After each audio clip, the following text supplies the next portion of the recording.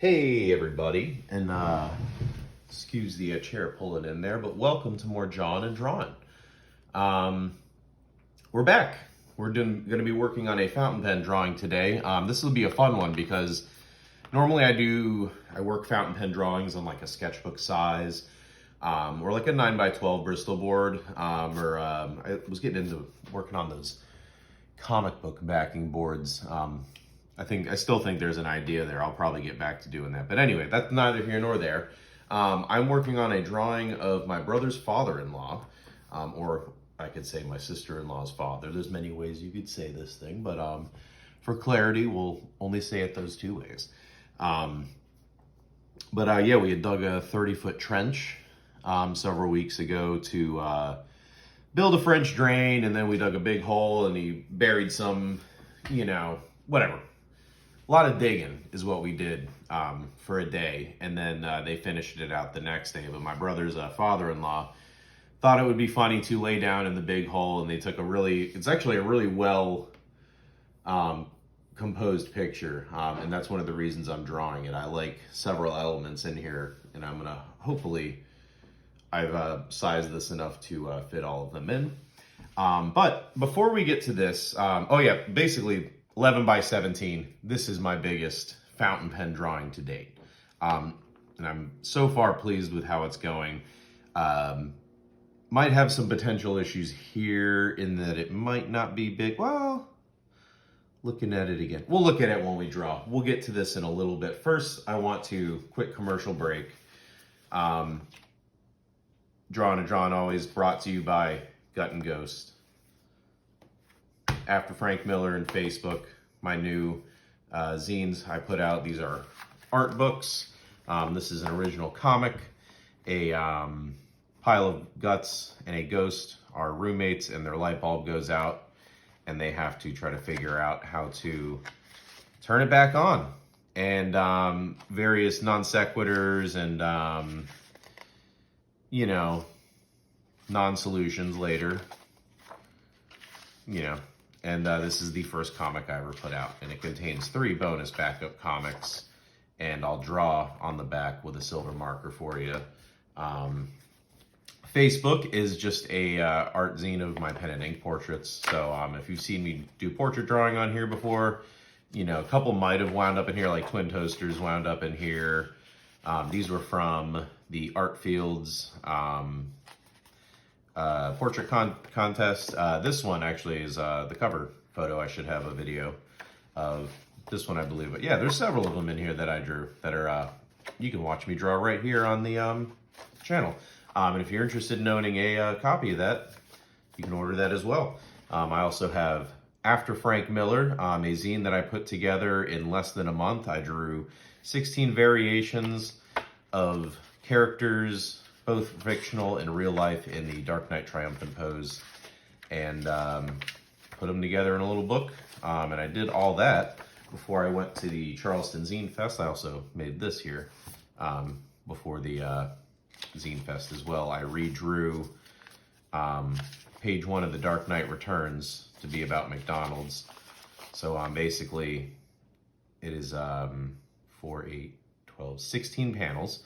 And I was like, boy, that's perfect if you do a fold-out zine, So basically how it works is it starts here, you read it left to right like you normally would.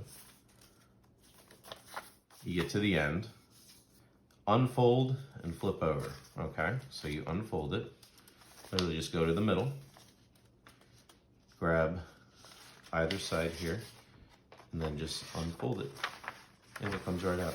See? And then we want to flip it over, okay? So we want to be starting on this side. Cover panel starts here, so fold it in half with cover panel starts here facing you. Pick it up like this, and then here's the tricky part. You're gonna grab it in the middle and pull apart, okay? And then fold it over where the cover panel starts here, and then continue to read. I just wanted to get a little instruction for how to do that on the record, because fold-out zines are fun, but they're a little there's a little bit of a magic trickery going on to them. But yes, I got all that prepared for the Charleston Zine Fest, which you may have heard me talking about before. I attended that last week and picked up several goodies. Let me weed out some of the ones that aren't Charleston Zine Fest here. I got, this was very funny. This was by Jordan Fitch Mooney, Hulk Retired. This is a photographer named Sean Rayford. Oh gosh, I feel like I know his name. I'm so embarrassed.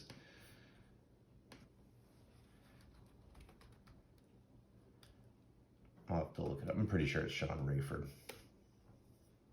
But now I'm not entirely sure. We'll cut this out and fix it.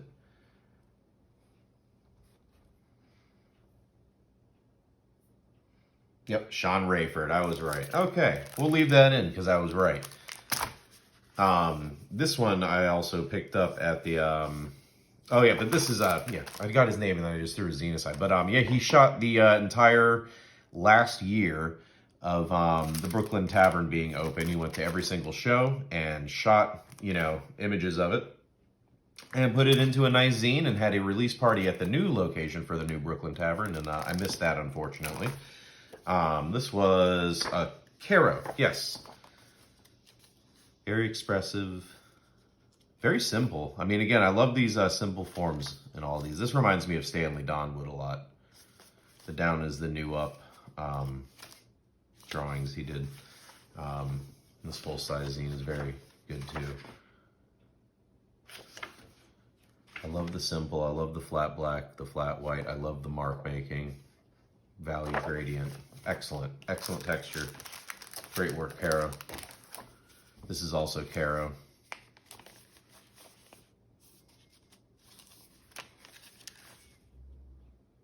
There's a real vibe to this. Good.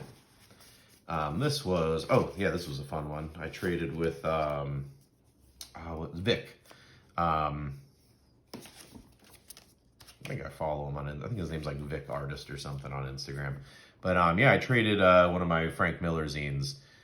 He made this instruction manual for a game that does not exist, and I got a Sonic Homer sticker. I thought that was, boy, that's just right. If you're not anymore up my alley. Oh, this is a little flyer for the Charleston Zine Fest with all of the participating artists and all the fun stuff. This was a cool one. This was put out by Told to Tell.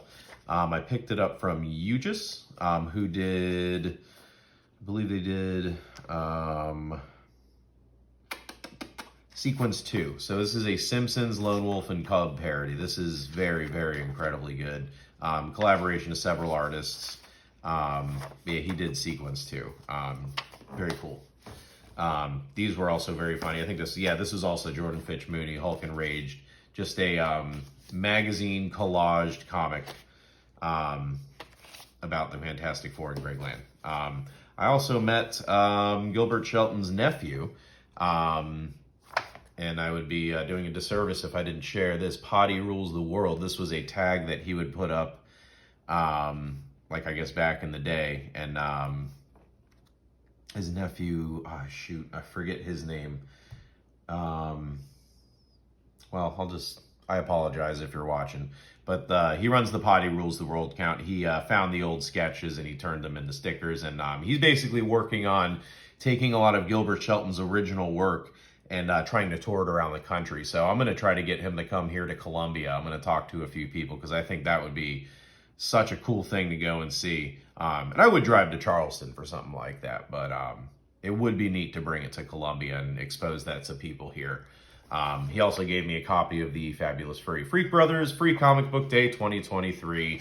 I got a few issues of this over in the back that I've just kind of come across in the wild that, you know, occasionally you'll find something like that for like less than $20 and you're like, all right, well, you got to pick it up. And then I also met Stieglin, Steve Stieglin, I believe his name is, or it might be Steve something, but Stieglin is what he goes by. Very cool guy, local cartoonist in Columbia. He does a lot of editorial stuff, but really great work. I gave him a copy of Dark Mac Tonight. Goes there. I also did a art exchange with a guy named Rhino. He sent me a bunch of zines that he just drew up in a RoboCop print, a neat koozie, at Laser Beams on Instagram. Vero, I totally forgot to mention last time, but now's a good time to mention her. She sent me her ashcan copy of the big Barda comic she's working on, the bootleg, Bardosaurus Rex, in which Barda is on a dinosaur planet, and is it the JLI? Yep, JLI, the Justice League International. See, I don't know all these things, but sometimes I guess and I get them right. They're going to see what's up with her. And there's some cool dino action. I love this page. That slam is so good. I love that face. This is great. You can really feel that crunch. Excellent hand. Yeah, that's cool too. I love the, yeah, this is great. But she had just finished this up, and I think it's going to print or will be in print very soon. She's got several great pinups by several great artists included in it. And then lastly, I'm going to get to the main one I wanted to talk about, because you guys saw me working on this several months ago. We were getting our electricity changed out and stuff. But my CROM the Barbarian pinup is finally, I got the artist proof of the virgin cover that I am have my artwork on. CROM the Barbarian, revised edition, 2024. This is a beefed up version of this previous CROM the Barbarian book that Kurt had put out. He took a lot of these pen comics here that he had done in ballpoint ink, or ballpoint pen, which are also incredible, which if he still got more of these, I would get both of these. They're both worth getting, but we're here to talk about this one. But he took these ballpoint pen comics and he remastered them. I mean, he did some beautiful work here. So he wanted to play in the sword and sorcery realm, and he found a public domain barbarian character named CROM the Barbarian, and it just got his imagination firing. And he reached out to several artists, including myself. I got a full list of them here. 1 second. I know Adam Dodds was one. I think it's Ajum. Let's see, the day has arrived. CROM.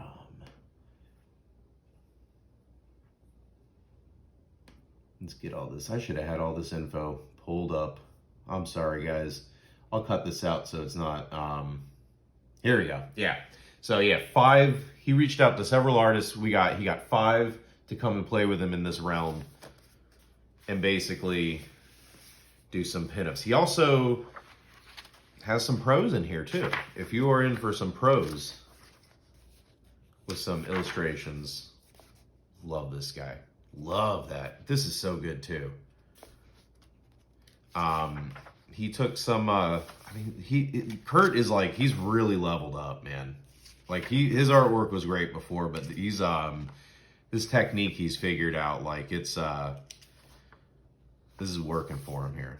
So if you want some of Kurt's best work yet, if you want to read some classic CROM the Barbarian in black and white, it looks great in black and white, especially on this kind of like beefed up, kind of newsprinty, kind of textured stuff. It really feels like you're reading a comic. But yeah, he got 5 artists to play with him. We got David Molina, we got Drawn Sword, we got me, we got Adam Dodds, and we got Ken Landgraf. We got them all.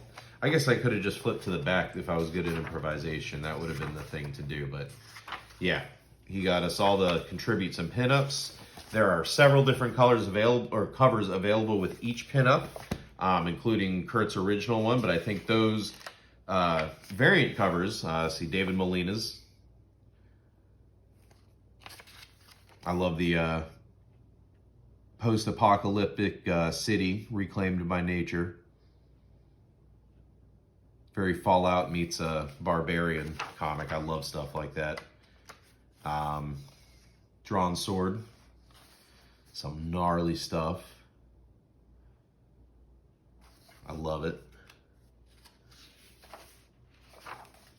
We got Ken Landgraf. Love the contrast in this, and I love the use of the duo shade, or I forget the name of that, just the that texture there. Adam Dodds hitting us with some psychedelia. Got it coming out of the eye. Are they coming in? Are they going away? Did they open that curtain and they're backing out slowly, or were they backing out of this room slowly and going behind the curtain and watching just in case, you know? There's mine, of course, which you can see the full size here. And yeah, I mean, so what you need to do, this, you get a lot of good stuff in here. It's only 12 bucks is the thing too. You got to go over to cromthebarbarian.com. You got to get yourself a copy. I'll put a link down in the description directly to where you can buy it because, I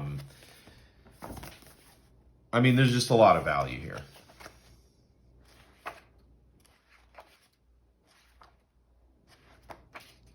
The public domain reprints alone are fantastic. And then the way Kurt kind of wanted to add to the mythos, because that's the beauty of the public domain character, is like now anybody can do anything with it. And if you're interested in playing in the sword and sorcery realm, or you got some cool sword and sorcery ideas you want to execute, Kurt is he's putting together the CROM the Barbarian anthology. He's got me, David Molina, and I forget who else he's got working on stories, but several of the artists that contributed Pinup, I believe, are coming back to work on stories with Kurt. Basically, what I'm going to be doing with him is I wrote one, we're going back and forth. I actually got to pick back up on that soon. But yeah, it'll be fun. Anyway, 16 minutes of commercials. I apologize for all of that. Please go buy a copy of CROM the Barbarian. Please go to Kurt's channel on YouTube and subscribe to him. 12 bucks, man. This is a nice book for 12 bucks. It's so well put together, beautifully done, and the comics are very fun and entertaining, escapist. But that's enough, John. Now we will get to drawing. And I'll add to this too. I did mention I did an art exchange with somebody. If you make art books, you know, similar to mine, or, you know, I'm going to start putting my fold-out zines in reprint. If you just want to do fold-out zine exchanges, I'm thinking of opening a P.O. box or something. That might be better for when I'm mailing out comics too. I've been doing that a lot lately. A lot of people have my address now. But yeah, well, if you want to exchange like fold-out zines, I'm going to put some older stuff back into print. And yeah, I'll be happy to send them out. Most of them are just previews for like Gut and Ghost. And I found the template for Dregs, so I can put that back into print too. So yeah, if you want to do an art exchange, follow me on Instagram. Hit me up on there. I will be more than happy to do that with fellow artists. And then take a look at what you got, feature it on here, and then we'll get to drawing like we will now. So we are working on here. Let's check our proportions. I was talking about how this might be a little bit long compared to the size of the face, but I don't think so. I think it's the beard that makes his head look so big. I mean, that's gotta be it.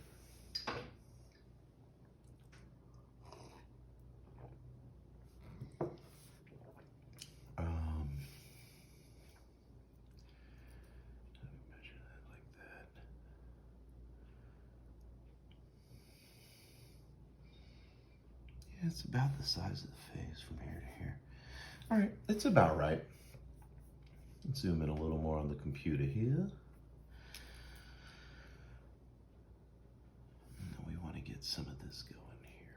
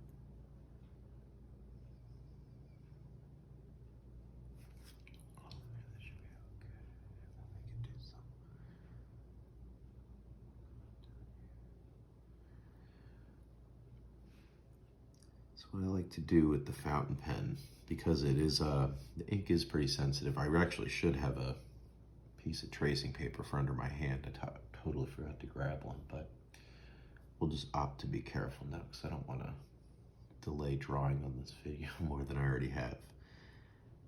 But you know what? I had some cool stuff I had to show off. One of them I was a part of. I guess it is blatant shilling, but I'll put a, what do you call it, a little link in the description if you want to just skip ahead. I understand, I get it.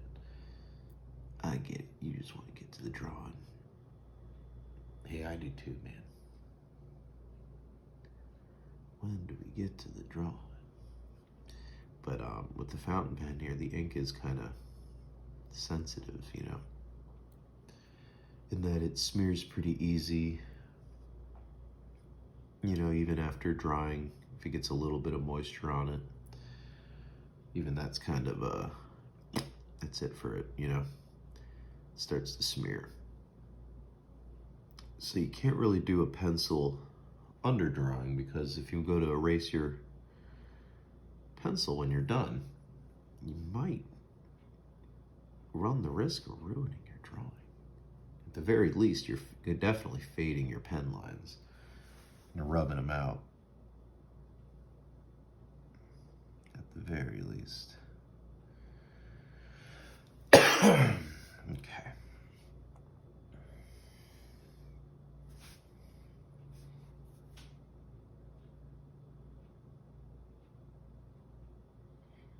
So I like to just go straight in, and it's a perfect pen kind of for that, because there's something about the ease at which it writes or makes a mark, you know? You don't have to press down super hard. It's a perfect pen for holding like kind of far away from the, like I like to hold it generally right above the little, I don't know if this is a grip, but it's like where the, you know, the cap stops. So I like to hold it like right above the cap. And if you put the cap on the back, you get a little bit of counterweight to kind of rest it there, so you can get a little bit of that, or take the cap off and have like kind of a lighter pen. I'm like kind of into the lighter pen right now, so we're gonna keep the cap off. But I don't know, there's something about the way that it makes a mark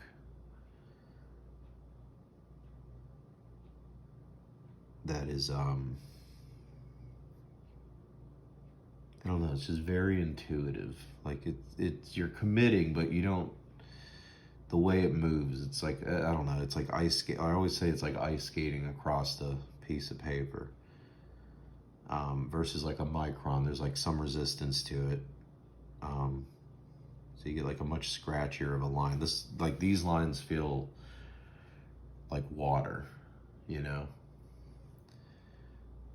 I'm not talking about the way they look or whatever, but I'm talking about like how they feel coming out of the pen. There. Maybe I shouldn't turn it. But sometimes you gotta, it's necessary. It goes out a little bit more.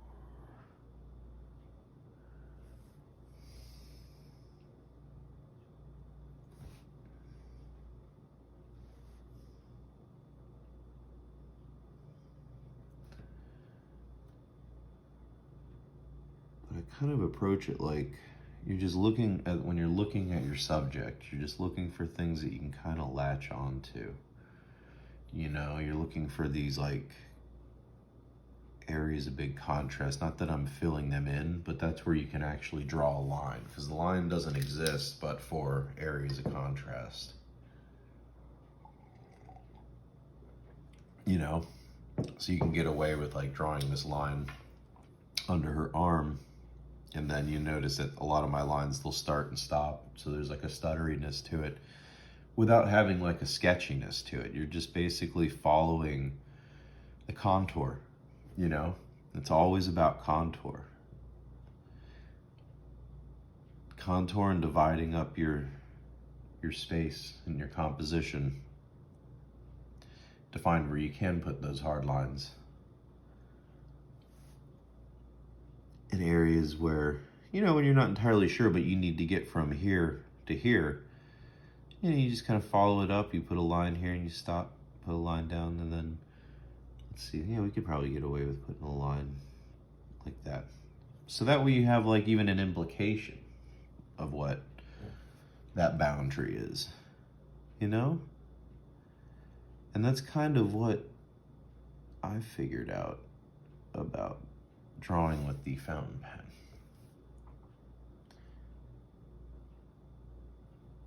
And after using this for so long, and I would use the fountain pen, like, so I would draw mostly in my sketchbook. And after I got the fountain pen, it was exclusively with the fountain pen in my sketchbook.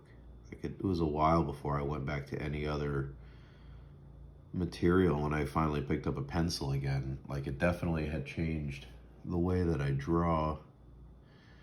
In some way, I was a lot more loose with the pencil, that's for sure. But there was also still that surprise of like the difference of drawing with a pencil versus drawing with a fountain pen, which, like, a pencil, depending on what hardness you got, I like to use a mechanical pencil. So there's a little bit of resistance, but I don't think it's as bad as like as a micron. I do like a micron. I'm not talking bad about microns though, don't get me wrong. You have to really be conscious of like how hard you're pushing down and stuff though. There we go.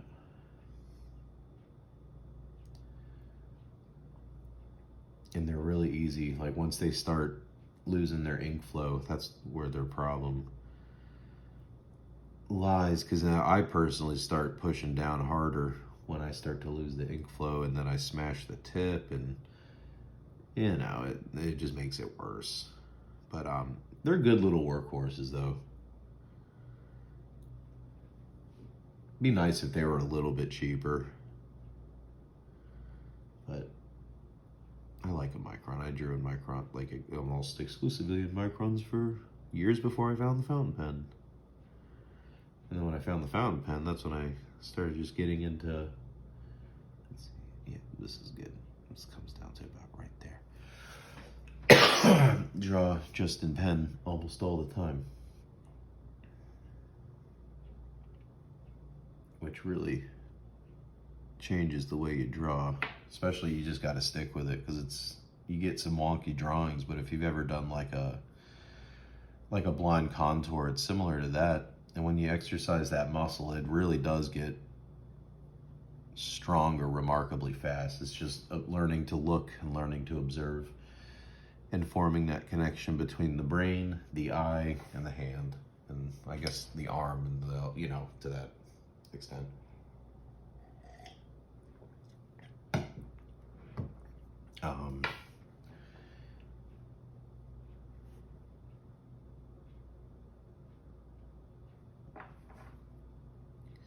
And then eventually you just kind of get tired of working in the sketchbook. The one bad thing about the fountain pen, I will say this, is you can't really buy the cheaper sketchbooks anymore. You know, the paper's just no good, it just bleeds. So you kind of have to go with something that's a little bit more, I guess, sturdy or something. I don't know. I don't know what it is about that paper quality, but I bought one recently and it's just no good. But this little tiny one that I've been using lately is pretty good for it. So you don't have to get like a super expensive sketchbook or anything. You just got to watch for your paper quality.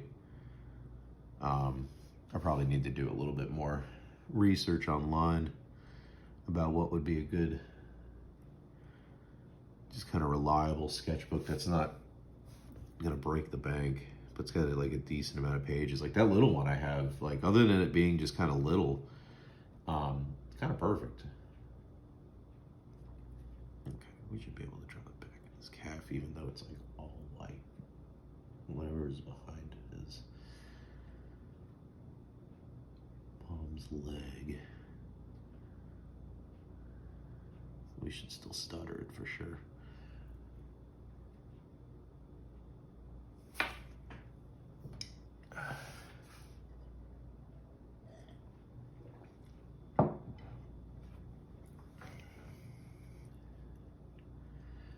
Yeah, this was I don't know when the last time you dug a hole or a trench was, but God, that is some hard work.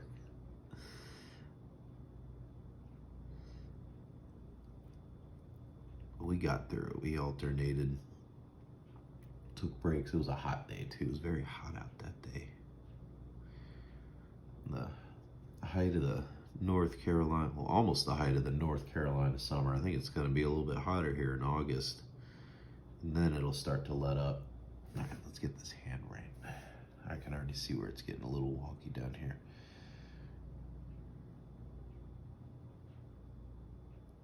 All right, so this stuttery line.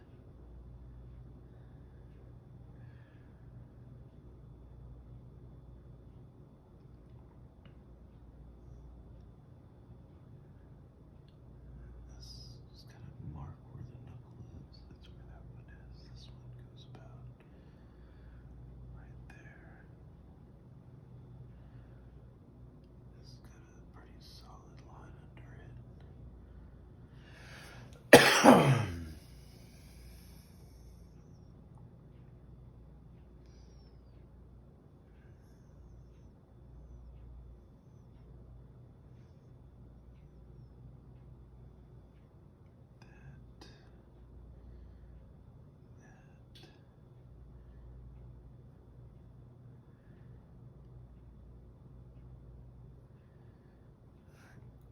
That's okay for now. That'll be a good placeholder. We should be able to hide that around other details later. That'll be fine. This thumb might need to be a little bit taller though, because that has to kind of come around like that.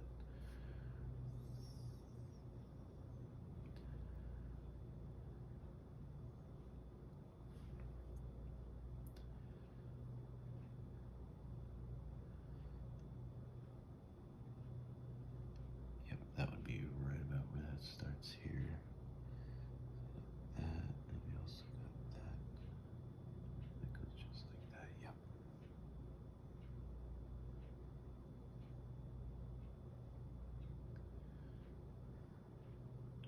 How far does it go? It goes a little bit past the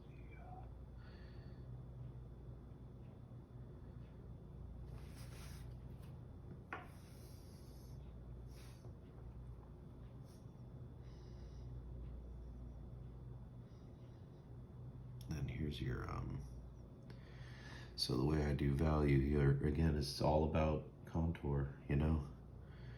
You just kind of want to follow the shape in the round of the object, or whatever it is that you're drawing. I always say object, but it's we're figure drawing of the person or the feature of the whatever it is.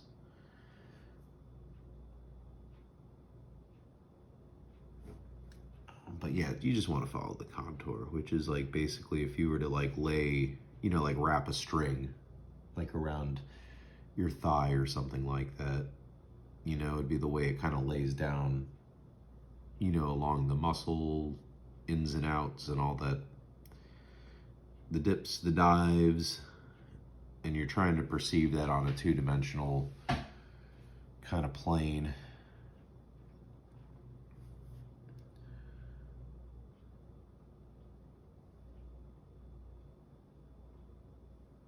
Boy, this is an odd pose. I might have messed this one up. No, well, I always say that. We'll just keep going. We'll know for sure if I did.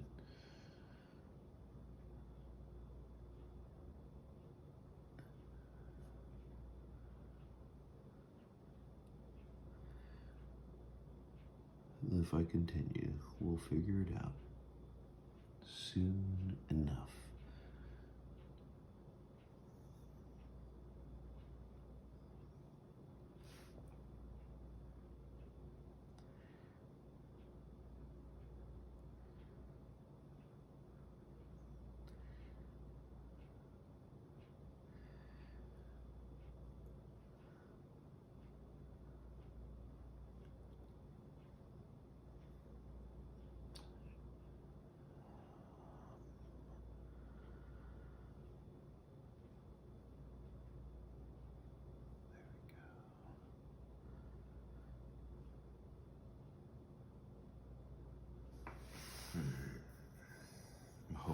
once I get the other half of this figure in, because it is strange.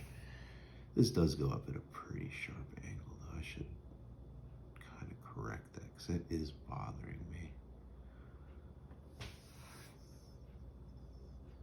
That does help a little bit.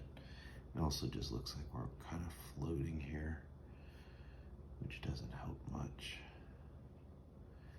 And then a lot of this stuff, yeah, a lot of this is just gonna have to be value that gets kind of textured in. So you always wanna kind of, if you can't do lines, you can't always do lines. So all this is dirt here. You can't always do lines. So you got to use a different texture sometimes. Sometimes you got to do dots. And then sometimes you do dots and lines, you know, like there's some grass in here. So you just kind of temper that to what you're doing.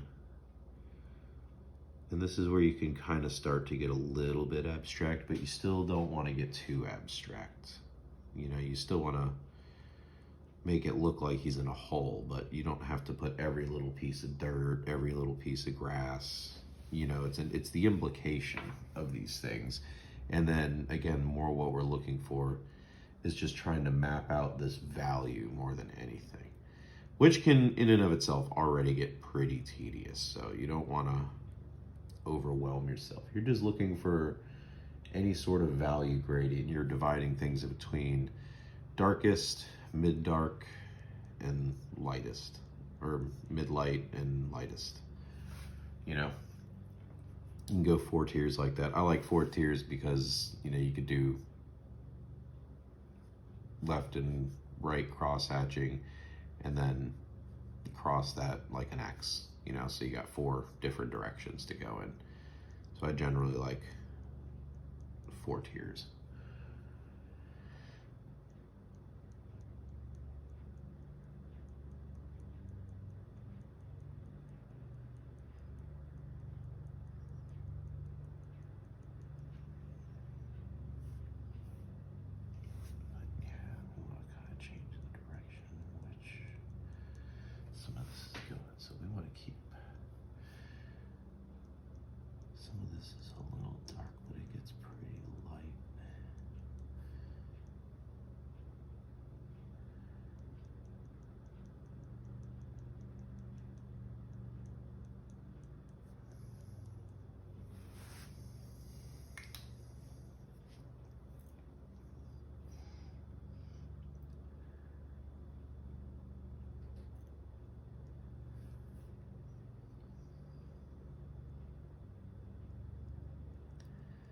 Yeah, I mean, it's just tedious, and it's going to take time, especially because this is kind of a bigger drawing, so there's inherently kind of things I could include more of, you know, but that's also kind of the experiment I'm doing. You're also experimenting.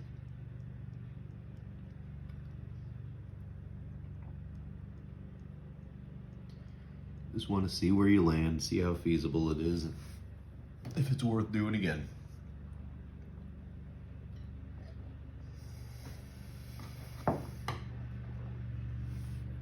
But I think this figure will be fine once I get the rest of it kind of put in, because there's still like this unsureness for like what the head is doing here. And I mean, I can see what it's doing, but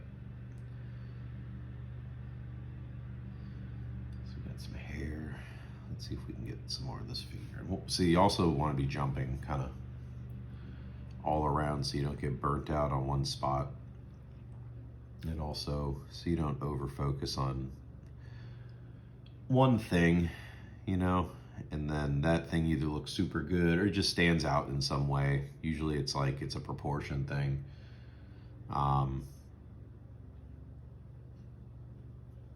It helps to jump around. And I think that works with like any sort of drawing composition. It works with comics too. You know, you don't have to work on it sequentially. You know, they don't shoot films sequentially. People will read it sequentially. They don't know what order you drew it in.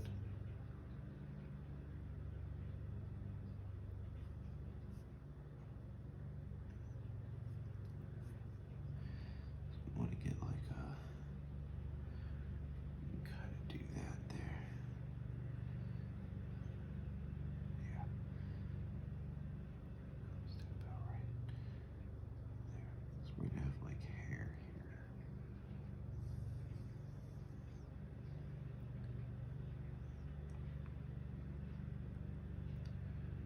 Okay.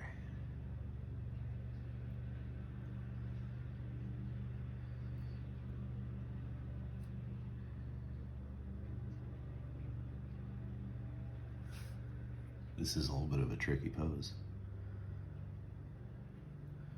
We can do it though, we can do it. It's not too bad. Gotta learn the tricky poses.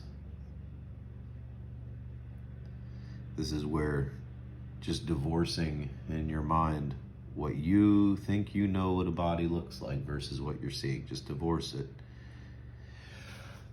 And just like the dirt, you want to break it down into areas of light, areas of dark, areas of midground. And it's always best to be as general and abbreviated as possible. Right, that's not bad. That's not bad. And this shoulder kind of comes up.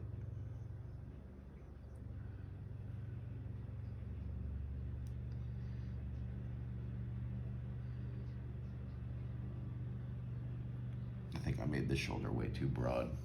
That's what it is. We can fix that, see? We just draw it in like that, and then this will become lost in value back here. It'll be fine. Those are kind of the missteps you always inevitably make when you start anything in pen, which again, I think is like one of the more fun problem solving aspects of drawing like this, is like accidentally doing things like that and then correcting it, and then having the ability, or just trying to exercise the ability to let it go until you get to that area, because you just gotta develop, it's again, you just gotta develop the stuff around it. You see it now because there's nothing around it, you know? If you make the rest of it around it look pretty good, then you can hide it pretty well, usually just not by doing anything to it. If you do a bunch of stuff to it, that's, as counterintuitive as that may seem, you end up just kind of making it worse. So sometimes fixing it is just by letting it alone and improving the areas around it to kind of distract from it, you know? That's what I've found, at least. Sometimes you got to go back in there and like actually do something to it, though. All right, let's see.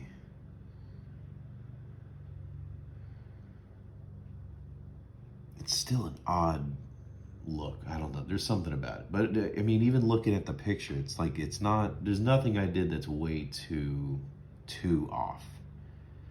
So we're just going to stick with it. To me, this is the hardest part of drawing like this, is not hitting that eject button when you're feeling like hitting the eject button. But it's always been the case 100% of the time in every single one of these drawings I've done that, or maybe not 100%, but maybe 90, 95%. There have been a couple of drawings I have abandoned because I was just way too off base. Sometimes that is the case. I don't think that's the case with this one. I would have known that pretty early on, I think. But at this point, it's gotten, if I get the feeling that like, something about this is off, and I get it like, you know, kind of towards the beginning of this whole thing kind of taking form, then I know it's usually worth continuing, because it'll, again, it's just the stuff around it. The stuff around it. I think that's what I'll call this episode. This is gonna get potentially weird. Baby faces are hard.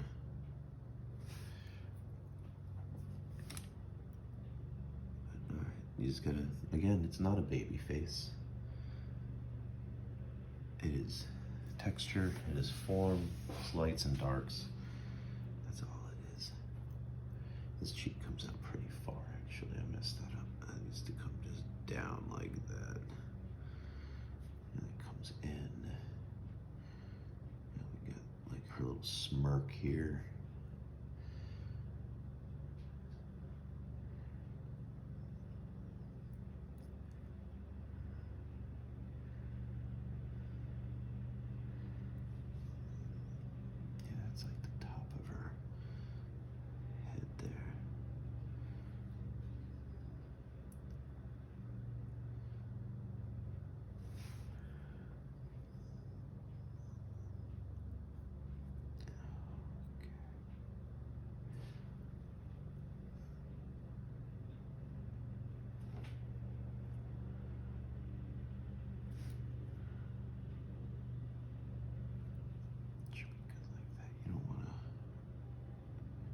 too many marks on a baby's face because it makes them not look youthful.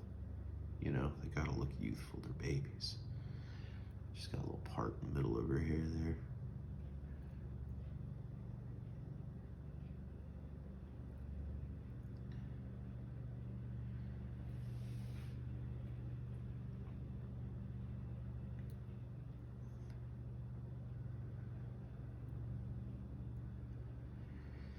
Yeah, I might have to work more at this size. This is challenging, but I think definitely doable. Just a matter of getting used to it. And just kind of imply the ear. It doesn't. This kind of is a little bit more smooth.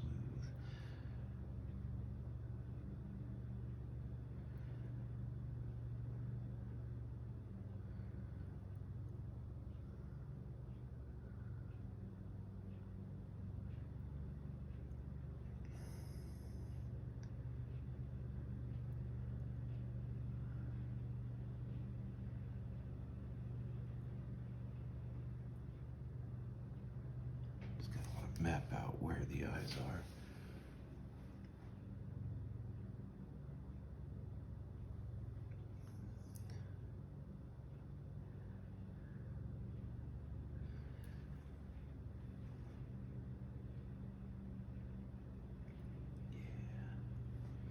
See, drawing babies is where you can get kind of good at cartooning because, like I said, you can't really mark up their face too much, even though there is value on it. And you kind of want to, like they still have like facial features like eyebrows and noses, but you got to figure out how to do them in like the smallest kind of pen moves you can possibly do.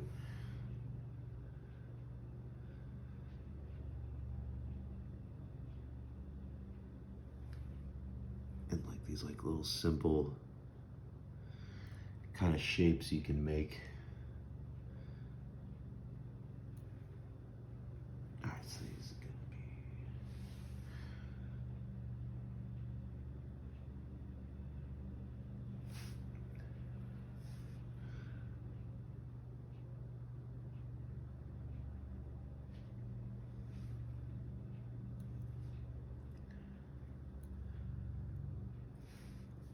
And then you could do a little bit of hatching in here. Like she's got some cheeks, you know, so you got to get those kind of cheeks in there. I might have to, we'll fix that later. That'll be hidden. It'll be fun because this is actually pretty dark behind here. So just by the contrast, you won't be able to see that later.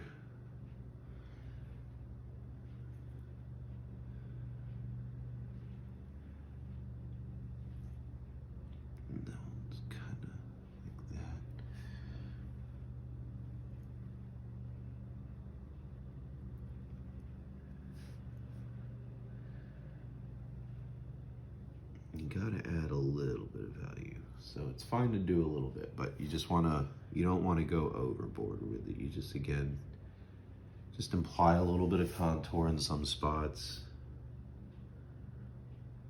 Stuttery lines are always best.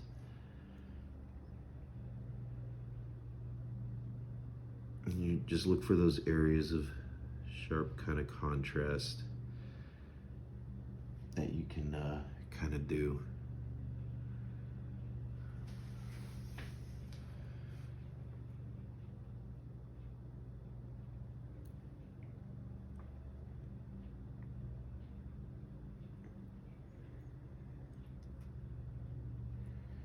Looks a little bit like her, I think.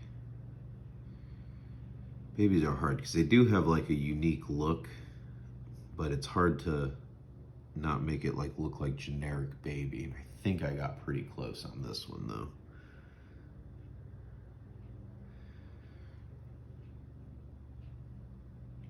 Let's do a little value on the nose there. That's good. Yeah, this is the darker side of the face. Yeah.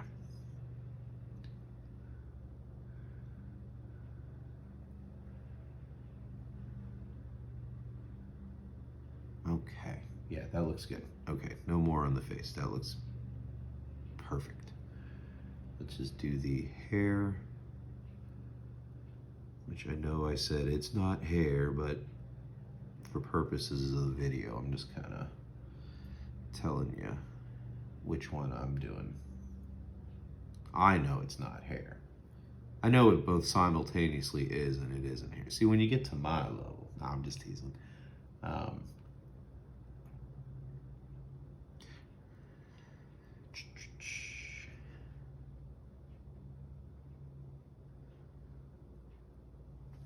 Yeah, that looks good. And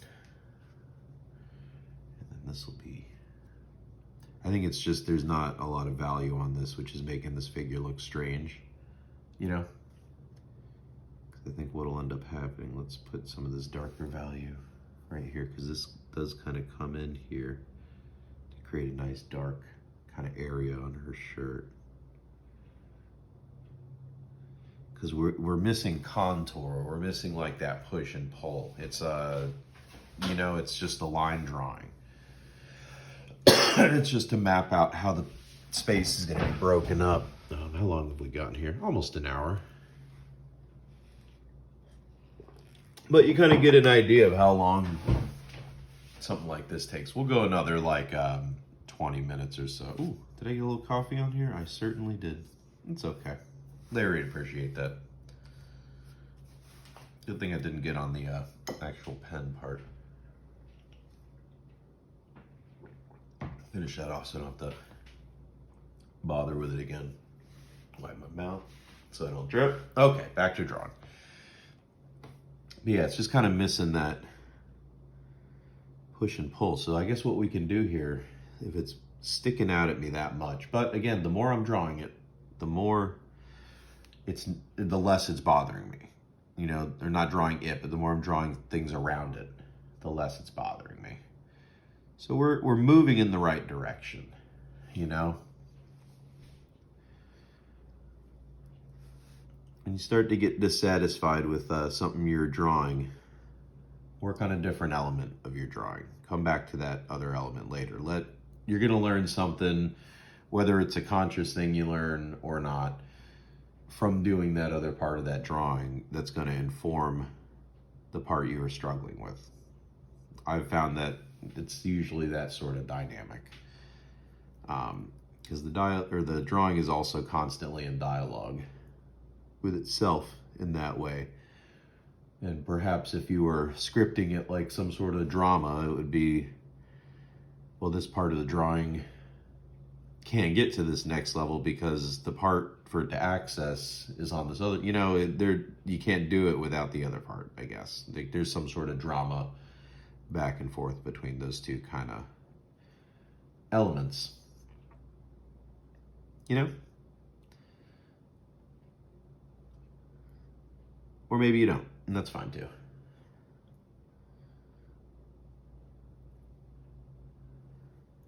So we got that. This comes around to about here.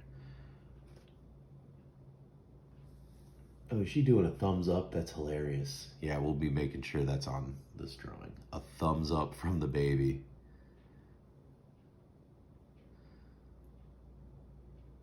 I'm gonna have to ask my brother if he realizes that she's doing a thumbs up.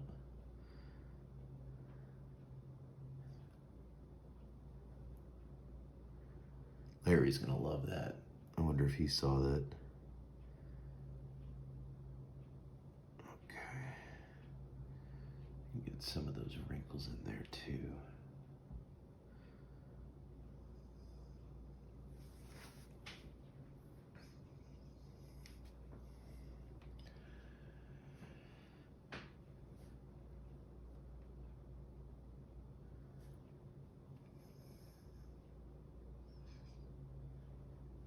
So we got the sleeve here. This is where Mom's hand comes down.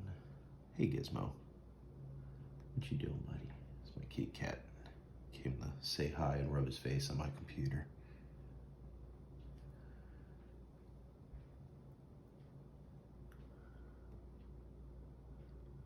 If he's still here, I'll have him say hi when I sign off. Right, Gizmo? What you up to, buddy?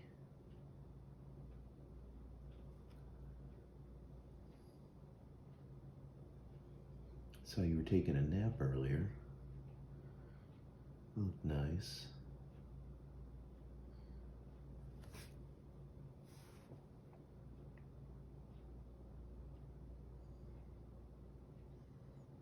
Alright, so that thumb has definitely got like a foreshortening kind of vibe to it that, again, will look weird for just a little bit here.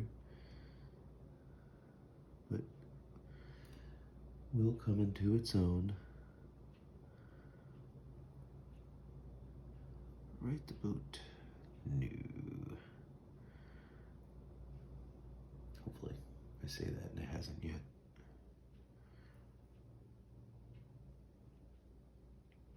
We don't want to overfocus on it, make this hand too big. This kind of comes out like that. Let's just get the general kind of shape of this hand here.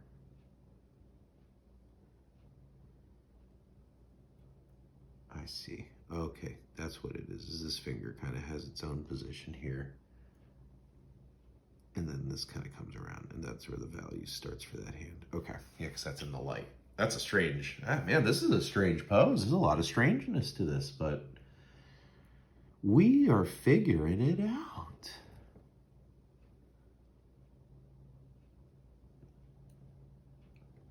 It's a lot of fun. This is one of my favorite things about drawing, is you're looking at something and you're like, what am I looking at?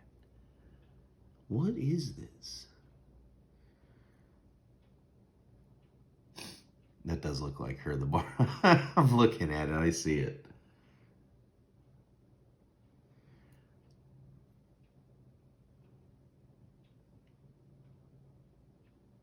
That could probably be thinner. There we go.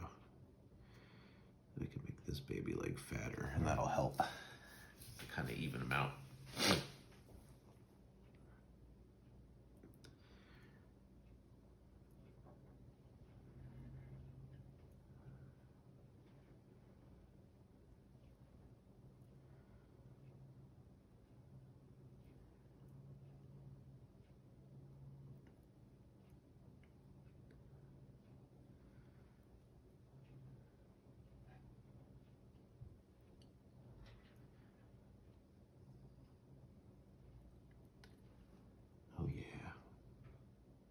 I was worried about this part, but I'm really happy with how that's coming out, and I should be able to fit the part of that tree. I should have made this lower so I won't be able to fit as much as I thought, but it's not that far of a leap to that tree that I want to put in here. Let's get her doing the thumbs up, a little wrist. We don't want to.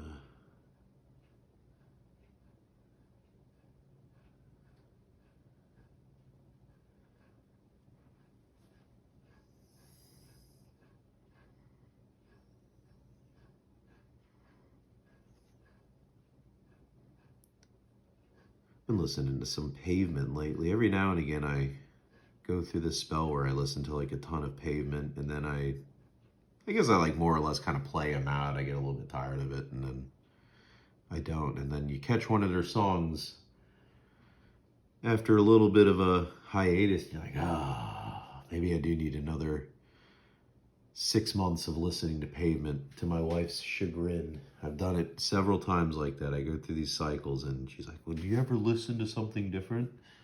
Like, I do. I listen to several things different, but you asked about every single thing that I listen to. And you listen to the radio. There's nothing different on the radio. She probably wouldn't like that I'm publicly outing her car listening. I don't mean anything by it. I tease. She teases too, but I get it. When you hear somebody playing something like a million billion times and they don't realize they're being annoying about it, you know, because I can be a little loud, or I don't realize I'm, you know, doing something that's a little obnoxious, and that's okay. I appreciate the letting me know that I'm doing that.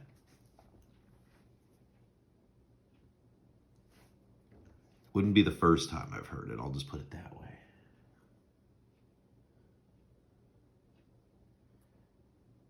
Okay, that looks good.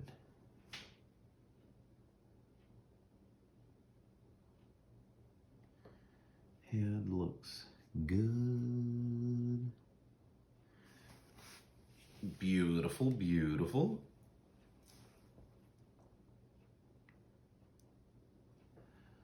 Then this is all pretty much all in the dark here.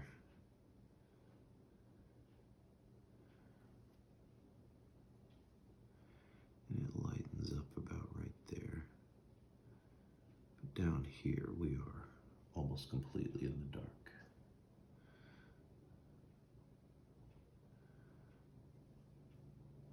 And then we can even do a little cross hatching to differentiate from the hair a little bit and to like give some of the folds a little bit more. I don't like to do too much cross hatching on these, mostly because I like the way these lines play, but sometimes you got to do that to kind of get, you know, again, nothing's completely out of the toolbox. You don't throw everything out. You always keep it in your back pocket, but you want to aim. Oh no, see what I did to that hand? That's a bummer. Well, we're not going to freak out about it. It'll be fine. We'll make sure. I got a little bit too excited about what I was doing and smeared it. Well, I'm sure this won't be the last time I draw this one on Drawin and Jawin, you know? We'll see if I can fix this. This might be something I have to gesso or something. Big drawing like this, you can't completely rule something like that out, as much as it kind of pains me to say. And usually people don't notice something like that, but that's pretty noticeable. So we're gonna have to do something about it, and messing with it and adding more ink right now is definitely not the solution. So I just kind of have to resist doing so. And then this kind of got value like that.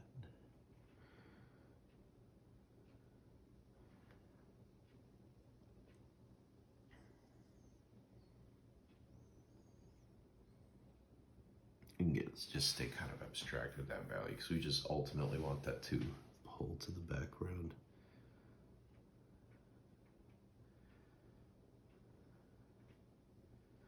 Yeah, that's good. Okay, yep, see, it's right on my finger there. That's a bummer. That's a bummer, man.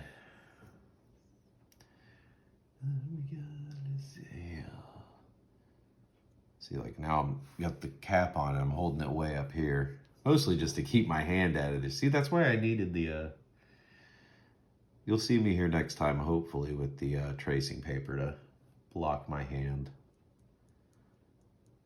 I should have went and got it when I mentioned it. Oh well.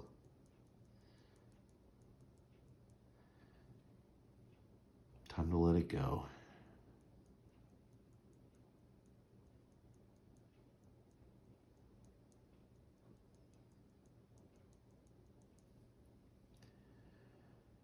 I am one with the earth and sky. Little frozen there for you. Little deep cut. Only the most popular song in the world. Was that like over 10 years ago now? I didn't see it till like recently. My kid, that was like her first favorite movie after Ponyo. She discovered princesses after that. She still likes Ponyo though. When she gets old enough, we watched Nausicaa and she liked that. But that one can be a little treacherous. I wasn't sure about that one for her age, but she said she liked it. Might have to watch it with her again and see what she thinks now that she's a little bit older. It's kind of like when she got a little bit older, she got a little bit more sensitive to stuff like that too. It seems like, I don't know. Sometimes the oddest things kind of scare her, or will stick with her and be scary.